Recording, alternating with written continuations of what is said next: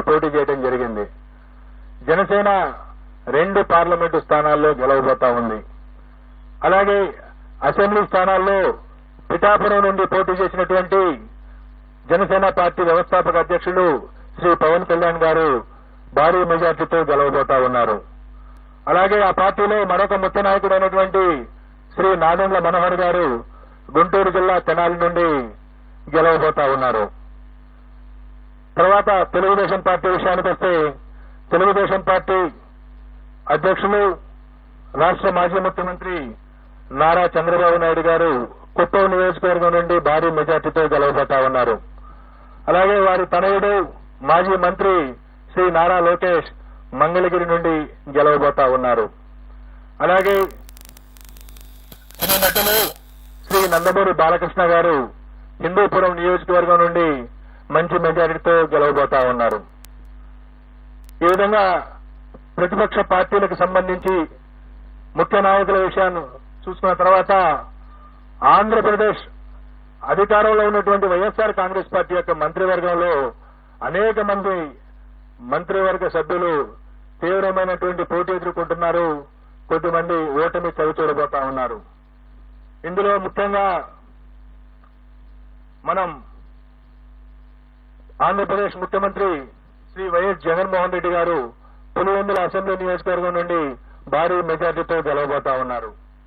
అలాగే సిదిరి అప్పలరాజు గారు ప్రస్తుత మంత్రి పలాస నుండి ఓటమి చవిచూడబోతా ఉన్నారు. అలాగే ధర్మాన ప్రసాదరావు గారు శ్రీకాకుళం అసెంబ్లీ నియోజకవర్గం నుండి వారు గట్టి పోటీ ఎదుర్కోబోతున్నారు. నేను ఎక్కడైతే గట్టి పోటీ అని సంబోధిస్తానో అక్కడ మా మార్జిన్ ఆఫ్ ఎర్రర్ ఏదైతే ఉంటుందో +or-3% కు లోబడి ఫలితం ఉండే అవకాశం ఉంటుంది. కాబట్టి +or-3% ఉన్న దగ్గర నేను గట్టి పోటీ అని సంబోధించడం జరుగుతుంది. అలాగే పీడిక రాజన్న దొర సాలూరు అసెంబ్లీ నియోజకవర్గం నుండి గెలుపొందబోతా ఉన్నారు. అలాగే బొత్స సత్యనారాయణ గారు ప్రస్తుత మంత్రి మాజీ పిసిసి అధ్యక్షులు చీపురుపల్లి అసెంబ్లీ నియోజకవర్గం నుండి మంచి మెజారిటీతో గెలుపొందబోతా ఉన్నారు. అలాగే గుడివాడ అమర్నాథ్ గారు రాష్ట్ర ఐటీ శాఖ మంత్రులు గుడివాడ అమర్నాథ్ గారు గతంలో అనకాపల్లి నుండి ప్రాతినిధ్యం వహించారు. ప్రస్తుతం గాజువాక నుండి పోటీ చేస్తున్నారు. వారు ఓటమి చవిచూడబోతా ఉన్నారు. అలాగే పినిపే విశ్వరూప్ గారు వారు అమలాపురం శాసనసభ నుండి పోటీ చేస్తున్నారు. వారు గెలవబోతా ఉన్నారు. అలాగే కారుమూరి నాగేశ్వరరావు గారు వారు తణుకు నుండి ప్రాతినిధ్యం వహిస్తా ఉన్నారు. వారు రాష్ట్ర మంత్రి. వారు ఓటమి చవిచూడబోతా ఉన్నారు. అలాగే చెల్లిపోయిన వేణుగోపాల్ గారు రాజమండ్రి రూరల్ నుండి ప్రాతినిధ్యం వహిస్తా ఉన్నారు. మంత్రి. వారు కూడా ఓటమి చవిచూడబోతా ఉన్నారు. దాడిశెట్టి రాజా వారు తుని అసెంబ్లీ నియోజకవర్గం నుండి ప్రాతినిధ్యం వహిస్తా ఉన్నారు. వారు గెలవబోతా ఉన్నారు. అలాగే కొట్టు సత్యనారాయణ రాష్ట్ర దేవాదాయ ధర్మాదాయ శాఖ మంత్రులు వారు తాడేపల్లిగూడెం నుండి వారు పోటీ చేసి ఉన్నారు. వారు ఓటమి చవిచూడబోతా ఉన్నారు. అలాగే శ్రీమతి తానేటి వనిత ప్రస్తుత ఆంధ్రప్రదేశ్ యొక్క హోంశాఖ మంత్రులు వారు గోపాలపురం నుండి గెలవబోతా ఉన్నారు స్వల్ప ఆధిక్యతతో.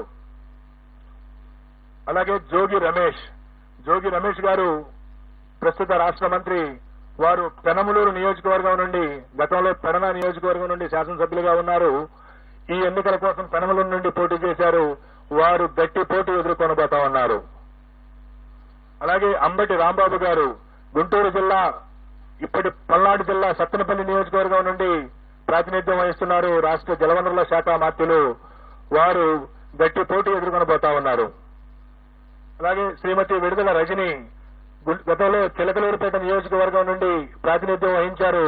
ప్రస్తుతం గుంటూరు పశ్చిమ నియోజకవర్గం నుండి పోటీ చేస్తున్నారు. వారు గట్టి పోటీ ఎదుర్కొంటున్నారు. స్వల్ప తేడాతో ఓటమి చవిచూసే అవకాశం ఉంది.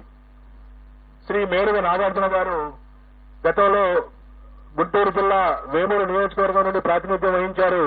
ప్రస్తుతం ప్రకాశం జిల్లా సంతనూతలపాడు నుండి పోటీ చేస్తున్నారు. వారు గట్టి పోటీ ఎదుర్కొంటున్నారు. వారు స్వల్ప ఆధిక్యతతో గెలిచేటువంటి అవకాశం ఉంది. అలాగే ఆదిమూలపు సురేష్ గారు గతంలో విద్యాశాఖ మంత్రిగా పట్టణాభివృద్ధి శాఖ మంత్రిగా పనిచేస్తున్నారు. వారు ప్రస్తుతం కొండేపి అనేటువంటి నియోజకవర్గం నుండి పోటీ చేస్తున్నారు. వారు స్వల్ప ఓట్ల తేడాతో ఓటమి చవిచూసే అవకాశం ఉంది. అలాగే కాకాని గోవర్ధన్ రెడ్డి గారు ప్రస్తుత రాష్ట్ర వ్యవసాయ శాఖ మంత్రులు సర్వేపల్లి నుండి పోటీ చేస్తా ఉన్నారు. వారు గెలిచేటువంటి అవకాశం ఉన్నది. అలాగే బుగ్గన రాజేంద్రనాథ్ రెడ్డి గారు ఆర్థిక శాఖ మంత్రులు వారు కర్నూలు జిల్లా డోన్ నుండి ప్రాతినిధ్యం వహిస్తా ఉన్నారు. వారు గెలిచే అవకాశం ఉన్నది. అలాగే కె అహ్మద్ బాషా గారు రాష్ట్ర ఉప ముఖ్యమంత్రి కడప అసెంబ్లీ నియోజకవర్గం నుండి పోటీ చేస్తా ఉన్నారు. వారు ఈ ఎన్నికల్లో స్వల్ప ఆధిక్యతతో గెలిచే అవకాశం ఉన్నది. శ్రీ పెద్దిరెడ్డి రామచంద్రారెడ్డి గారు సీనియర్ మంత్రివర్యులు పొంగనూరు అసెంబ్లీ స్థానం నుండి ప్రాతినిధ్యం వహిస్తా ఉన్నారు. వారు ఈ ఎన్నికల్లో భారీ మెజార్టీతో గెలిచేటువంటి అవకాశం ఉన్నది. అలాగే శ్రీమతి ఉషశ్రీ చరణ్ అనంతపురం జిల్లా పెనుగొండ నుండి పోటీ చేస్తా ఉన్నారు. వారు అతి స్వల్ప తేడాతో ఓటమి చవిచూసేటువంటి అవకాశం ఉన్నది.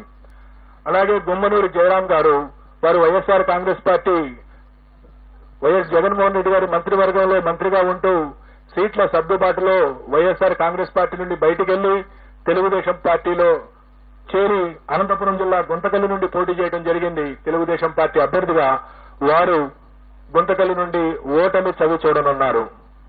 అలాగే శ్రీమతి ఆర్కే రోజా ప్రముఖ సినీ నటి అండ్ మంత్రివర్యురాలు వారు చిత్తూరు జిల్లా నగరి నియోజకవర్గం నుండి ఓటమి చవి చూడబోతా ఉన్నారు.